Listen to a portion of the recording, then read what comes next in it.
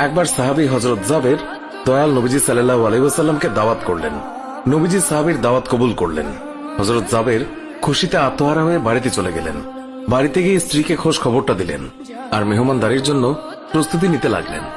বড় ছেলে আব্দুল্লাহকে নিয়ে খাসি জবাই করে অন্য কাজে যখন হযরত জাবের ঘর থেকে বাইরে গেলেন, ইতিমধ্যেই হযরত জাবেরের ছোট ছেলে ঘুম থেকে উঠে খাসি তালাশ করতে লাগলো।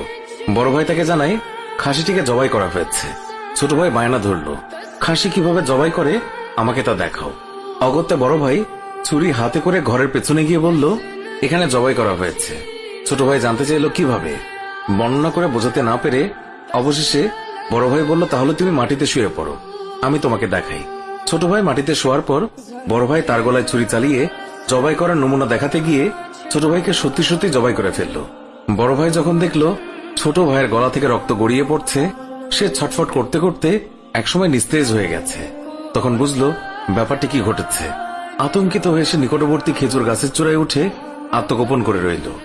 এদিকে হযরত জাবের পুত্রদের খোঁজে বাড়ির পেছনে এসে ছোট ছেলের অবস্থা দেখে থমকে গেলেন। অতঃপর তাকে বুকে করে স্ত্রীর কাছে গিয়ে বললেন, তাড়াতাড়ি একটি কম্বল নিয়ে এসো, বাচ্চাটিকে শুইয়ে দিই। স্ত্রী রক্তমাখা সন্তানের লাশ দেখে চিৎকার করে কাঁদতে লাগলেন। কিন্তু স্বামী হযরত জাবের তাকে সান্ত্বনা দিয়ে বললেন, আজ আমাদের শোক প্রকাশ করার দিন নয়, আজ দুঃখ দেখলে নবীজিও দুঃখিত হবেন। অতএব ধৈর্য ধারণ করো, কষ্ট করে হলেও মুখে হাসি ফুটিয়ে তোলো। তারপর তারা দুজনে মিলে ছোট ছেলেকে কম্বলে মুড়ে রান্নাঘরের পেছনে রেখে আসলেন। স্ত্রী রান্নার কাজে মন দিলেন। হযরত জাবের বের হলেন বড় পুত্র আব্দুল্লাহর খোঁজে। বাড়ির পেছনে গিয়ে ছেলের নাম ধরে জোরে ডাক দিলেন। গাছের উপর আত্মগোপন করে বড় ছেলে সব ঘটনা প্রত্যক্ষ করছিল আর ভয়ে কাঁপছিল। পিতার ডাক শুনে ভাবল, এখন পালাতে না পারলে আব্বার হাতে ধরা পড়তে হবে।